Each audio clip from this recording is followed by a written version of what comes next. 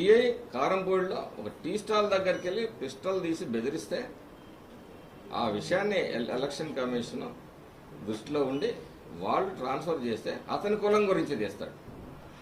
మాట్లాడితే కులం, ఈ కులాల కంపుతో ఈ రాష్ట్రాన్ని ఏం చేద్దాం అనుకుంటున్నారు? చాలలేదా? హైదరాబాదులో మత కల్లోలో ఆ రోజు జనార్దన్ రెడ్డిని దింపడానికి చేసిన అల్లర్లు చాలలేదా? ఈ రాష్ట్రాన్ని రావణ కాష్టం చేద్దాం అనుకుంటున్నారా? రాయలసీమ నుంచి ఈరోజు కోస్తా ఆంధ్రప్రదేశ్ వరకు నీ అరాచకాలు, దాడులు, ఎప్పుడన్నా ప్రశాంతంగా ఉండే గోదావరి జిల్లాలు సైతం ఈరోజు రాష్ట్రంలో మరి బగ్గుమనే పరిస్థితి. దీనికి కారణం ఎవరు? ప్రజలు గమనించాలి.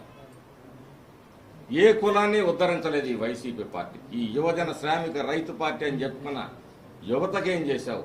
శ్రామికులకేం చేశావు? రైతులకేం చేశావు? ఉద్యోగస్తులకేం చేశావు? అందరికీ అన్యాయం చేశావు, అందరికీ ద్రోహం చేశావు. నా ఎస్సీలు, నా ఎస్టీలు, నా బీసీలు, ఏ ఎస్సీకి, ఏ ఎస్టీకి, ఏ బీసీకి, ఏ మైనార్టీకి నువ్వు న్యాయం చేశావు. వాళ్లకున్న పథకాలన్నీ ఉడబీకి ఇవాళ మళ్ళీ ఇంకొకసారి కులాలు మాట్లాడతారా? సిగ్గుందా మీకు అసలు?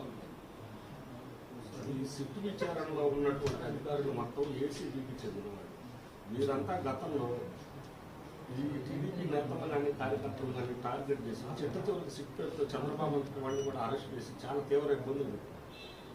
ఇలా వీళ్ళని ఎందుకు పెట్టారు? దీంట్లో రిటైర్డ్ జడ్జెస్ కానీ వీళ్ళెవరిని ఎందుకు పెట్టలేదు? అదే నేను అడుగుతుంది. దీని మీద ఉన్నటువంటి వీళ్ళందరినీ నియమించింది ఎవరు? దీంతో పాటు ఒకటి ఎస్పీ నిన్న జరిగినటువంటి పోలీస్ రిక్రూట్మెంట్ లో గుంటూరు జిల్లాకు చెందిన ఒక సిఐ, అతన్ని స్పెషల్ బ్రాంచ్ సిఐగా ఇచ్చారు. అతను గతంలో కూడా ఒక మంత్రికి ఒక ప్రధాన అంచురుడి కంటే ఎక్కువగా ప్రవర్తించాడు. అతన్నే ఇప్పుడు ఎస్బీసీఐగా నియమించారు. అంటే ఎక్కడ ఏం జరుగుతుంది? అసలు ఎన్నికల కమిషన్ కూడా తప్పుతో పట్టించే విధంగా ఉందా?